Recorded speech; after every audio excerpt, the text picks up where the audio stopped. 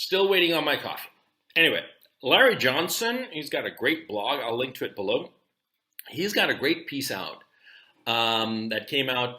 Well, his yesterday, my yesterday, I don't know. The time zones. My little head, can't take it. But the point, he breaks down the $40 billion that are supposed to be a game changer.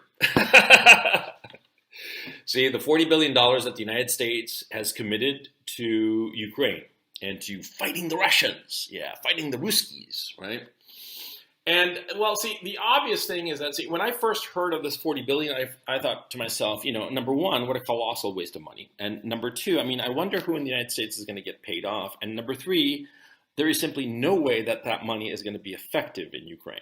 And I failed to articulate it in the way that Larry articulates it, but I'll just basically recap what he thinks, which is basically what I think. And what I think is that, it'll take so much time to get the weapons, to use that money to actually get weapons to Ukraine, quite apart from the fact that those weapons might be destroyed on the road to the troops in eastern Ukraine, that for all intents and purposes, it's just a waste. It's just a waste of money.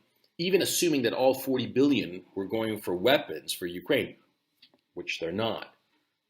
And Larry Johnson, in his article, he provides a blueprint for where the money goes. And the money goes to all sorts of people, and only a piece of it, something like 6 billion, goes to the Ukrainians.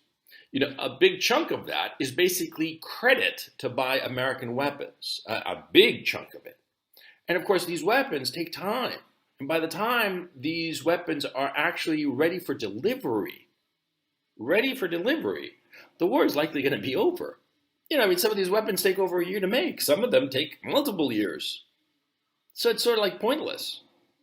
Donald Rumsfeld said something very smart. He said, you go to war with the army that you got. And that's basically true. See, if you have a multi-year war, well, then maybe you can start figuring out that, the money you spend today on weapons in 2 years' time will be, ready and available with the weapons and you'll be able to use them and such, right? But in a war like this, in 90 days, the Russians have captured a territory roughly the size of England and Wales combined. Roughly 25% of Ukrainian territory has been captured by the Russians. That's astonishing. Okay, that's an astonishing amount of land. And it's not that they sort of like have, that they've sort of passed through it. No. They own that land. It's theirs. They're dug in deep. They've got it. Like claws on the thing. You know what I mean? And that's remarkable. That's a remarkable achievement in 90 days.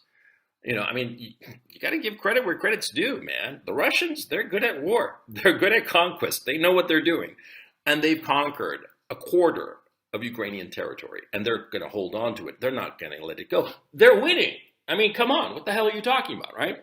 And so the notion that this $40 billion is going to be any kind of a game changer is absurd. It's completely absurd. And I said so. And Larry Johnson gives a breakdown on the money issue, on how much money goes to each thing, and you start looking into the numbers, and all of a sudden you realize this is just a big old payday for American weapons manufacturers. And it goes to some other doodads like European defense and shit like that. That has nothing to do with Ukraine.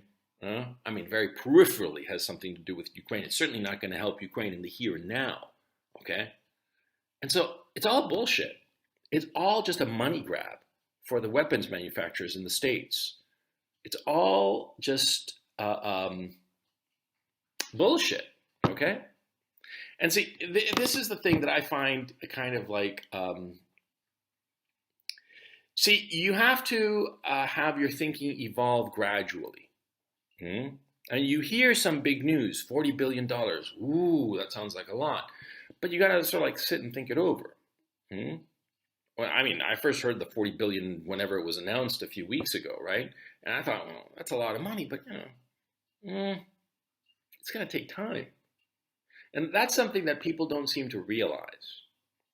See, there's a saying in Spanish, entre el dicho y el hecho, un buen trecho. Between what you say and what you do, there's a big gap.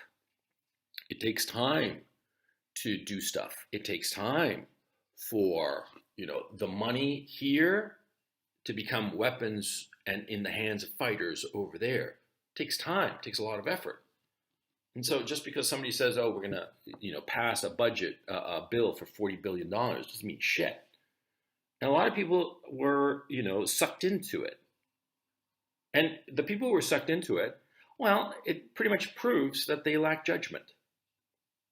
That's the key issue, judgment. You got to understand when you hear something, it might be very spectacular, but you have to think to yourself, is it real or is it just bullshit? Take the Ghost of Kiev, for instance. When I first heard the Ghost of Kiev story, I knew it was bullshit. I mean, I heard it like the second day of the conflict, right? And the Ghost of Kiev had shot down 6 planes. I was thinking, wow, that's remarkable. It could be, but it just doesn't seem right. I mean, back in World War I, sure, one plane could shoot down 6, there could be an ace, but, with modern combat technology and the fact that there aren't any dogfights, the idea that there are dogfights today, that's just a myth. There aren't any, okay? No, of course not. What happens is that you have long-range missiles, shoot them, and they're 100 kilometers away or more, like 400 kilometers away. You never even see the guy, okay? You see him as a blip in your radar, maybe, And so the notion that somebody shot down 6 planes on the first day, I'm like, that doesn't sound right. And of course it was bullshit, but there were a lot of people who bought into it to the very bitter end until finally the Ukrainians themselves admitted that it was a big old pile of steaming bullshit. And there are some who still believe it. That's the crazy part, right? Well, whenever you see that happen, you have to understand that the person who bought into the bullshit doesn't have judgment. See? Judgment is inherently conservative. Judgment inherently takes its time to come to any conclusion.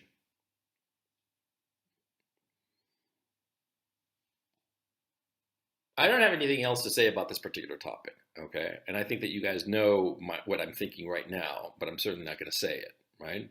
But just to reiterate the point, whenever you see anybody, you're just like jumping for joy or just collapsing in tears over any little fucking bit of new news, know that the person is unstable, is unsound. Because judgment is steady, is even. And you don't get flipped out, freaked out, jumping for joy just because you hear any little bullshit. Okay? Okay, catch you later.